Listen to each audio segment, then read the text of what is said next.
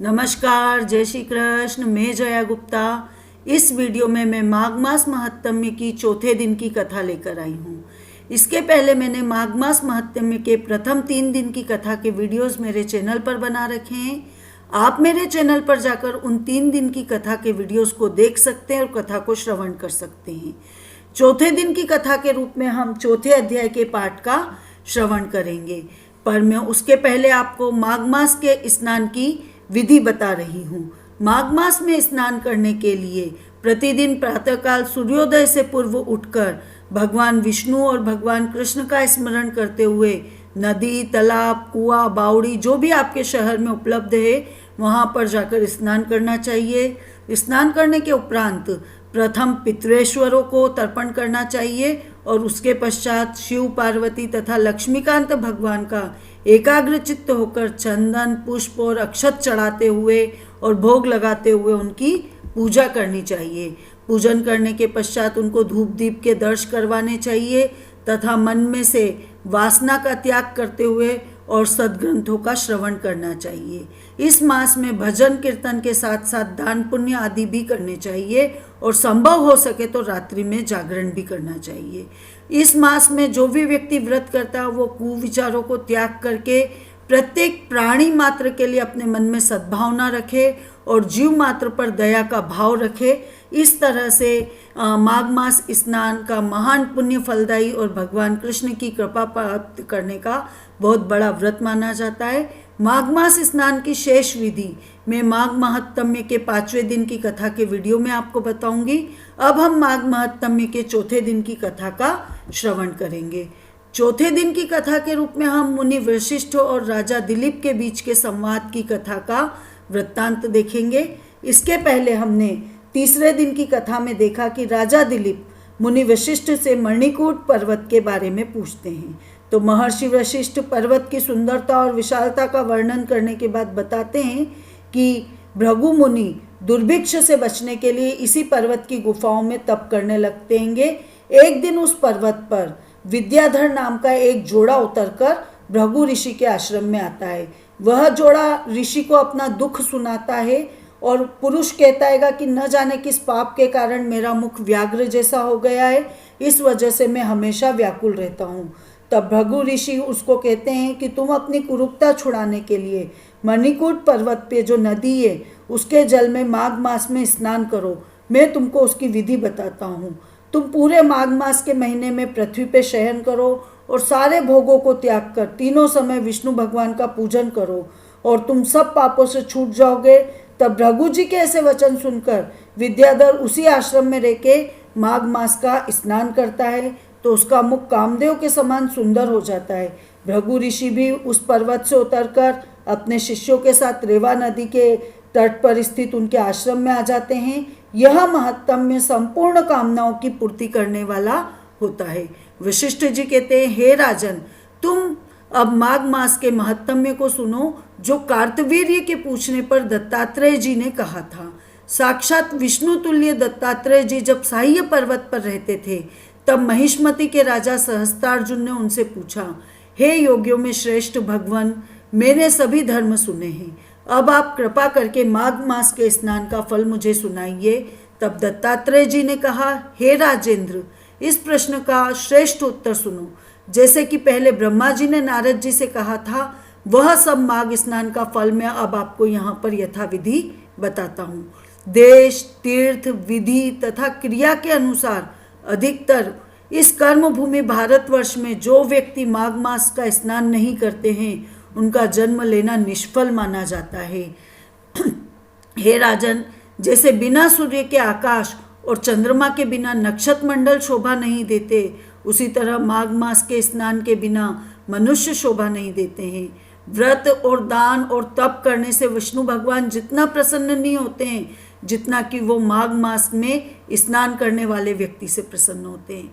जैसे सूर्य के तेज के समान दूसरा तेज नहीं होता है, उसी प्रकार माघ मास के स्नान के बराबर कोई दूसरा कर्म, यज्ञ वगैरह नहीं माना गया है।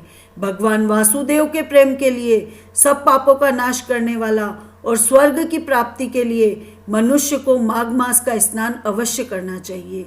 यदि यह पुष्ट, बलवान, अनित्य और अशुद्ध शरीर माघ मास के स्नान के बिना रह जाए तो इससे क्या लाभ है। यह शरीर तो हड्डियों का खंभ, नसों से बंधा हुआ, मांस के टुकड़ों से मड़ा हुआ, चर्म से ढका हुआ, दुर्गंध सहित मलमूत्र का स्थान है। यह बुढ़ापा, शोक, विपत्ति से परिपूर्ण रोगों का घर है, जो आतुर, गंदा, अनित्य तथा सब दोषों से को आश्रय देने वाला है। दूसरों के ताप से दुखी, दूसरों के साथ द्रोह करने वाला, ईर्ष्या करने वाला, लालची, पिशून, कूर, कृतघ्न और क्षणिक बुद्धि मात्र है। दुष्पुर, दुर्धर और दुष्ट इन तीनों दोषों से परिपूर्ण है। अपवित्र वस्तु का निकालने वाला छिद्र युक्त स्थान है। इन तीनों तापों से ग्रसित, स्वभाव से ही अधर्म में लीन, तृष्णायुक्त, काम, क्रोध, लोभ रूपी नरक द्वार से व्याप्त कीड़े और विष्ठा से परिपूर्ण है, जो अंत समय में भस्म होकर कुत्तों के काम आता है। जल में बुलबुलों की तरह तथा जंतुओं में दीमक की तरह यह शरीर माघ मास के स्नान के बिना मृत्यु के समान माना गया है। ब्राह्मण होकर भगवान विष्णु का पूजन न करने वाला मरे हुए ब्राह्मण के समान माना जाता है। बिना दक्षिणा के श्राद्ध व्यर्थ है। ब्राह्मण रहित स्थान और आचार रहित कुल भी नष्ट होते हैं। गर्व करने से धर्म का नाश होता है, क्रोध करने से तप का नाश होता है, दृढ़ता के बिना ज्ञान का नाश होता है और प्रमाद से शास्त्र नष्ट हो जाते हैं। गुरुजनों का सम्मान न करने से स्त्री तथा ब्रह्मचारी नष्ट हो जाते हैं। बिना जली अग्नि में होम नष्ट होता है। बिना साक्षी के भुक्ति नष्ट का नाश हो जाता है। जीविका के लिए रहने वाली कन्या नष्ट है। अपने ही लिए भोजन की क्रिया में लगे रहना और शूद्र की भिक्षा जिससे यज्ञ किया जाए वो नाशक है तथा कंजूस का धन भी व्यर्थ माना गया है। बिना अभ्यास के विद्या, विरोध करने वाला राजा, असत्य वाणी, जीविका के लिए तीर्थ और व्रत, श्रोत्रिय रहित को दान देना, संसार में नास्तिक होना, श्रद्धा के बिना की हुई सब पारलौकिक क्रिया आदि सब व्यर्थ है। हे राजेंद्र, इस लोक में जैसे दरिद्री मनुष्य का जीवन व्यर्थ है, वैसे ही मकर के सूर्य में सूर्योदय से पहले स्नान न करने वाला मनुष्य बिना पाप से छुटकारा पाए स्वर्ग में जाने की इच्छा करे तो वो व्यर्थ है। ब्रह्मघाती, सोना चुराने वाला, शराबी, गुरु पत्नीगामी और इन चारों का संसर्ग करने वाला भी माघ महीने में सूर्य उदय होने के कुछ पहले स्नान करने से पवित्र हो जाता है। मनुष्य के सभी उपपातक और महापातक भी माघ स्नान करने से भस्म हो जाते हैं। माघ स्नान का समय आने पे सब पाप यह जानकर कांपने लगते हैं कि इस पुरुष के जल में स्नान करने से हमारा नाश हो जाएगा। जैसे मेघों से मुक्ति पाकर आकाश में चंद्रमा चमकता है, उसी तरह मनुष्य भी यदि माघ मास में स्नान करता है तो चंद्रमा के समान प्रकाशमान हो जाता है। वाणी, मन तथा कर्म से किए हुए छोटे बड़े, नए पुराने सभी पाप और आलस्य से जो पाप होते हैं या जाने अनजाने में जो पाप किए जाते हैं, वे मकर के सूर्य में स्नान मात्र से ही अग्नि में समिधा की तरह जल के नष्ट हो जाते हैं। पाप रहित मनुष्य माघ स्नान से स्वर्ग में जाते हैं तथा पापी लोग पवित्र होते हैं। हे नराधिप, इसमें कुछ भी संदेह नहीं करना चाहिए। हे राजन, विष्णु भगवान में भक्ति करने की तरह पाप नाश करने को माघ स्नान करने का भी सबको अधिकार है। यही सबसे बड़ा मंत्र और तप है। अपूर्व माघ स्नान ही सबसे बड़ा प्रायश्चित है। पूर्व जन्मों के अभ्यास से ही मनुष्यों की मति माघ स्नान करने की होती है। जिस तरह जन्म जन्मांतर के अभ्यास से ही आध्यात्म गान की कुशलता होती है, यह अपवित्रों को पवित्र करने वाला महान तप है। यह संसार रूपी कीचड़ को धोने के लिए पवित्र वस्तु है।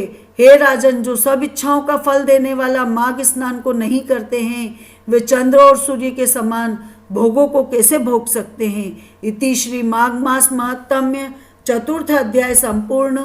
आपको मेरा ये वीडियो अच्छा लगा हो तो इसे लाइक और शेयर करो। अभी तक यदि आपने मेरे चैनल को सब्सक्राइब नहीं किया तो कृपया मेरे चैनल को सब्सक्राइब करो। हिंदू धर्म, संस्कृति, तीज त्योहार, व्रत कथा, रीति रिवाज इत्यादि जानने के लिए मेरे साथ बने रहिए। जय श्री कृष्ण।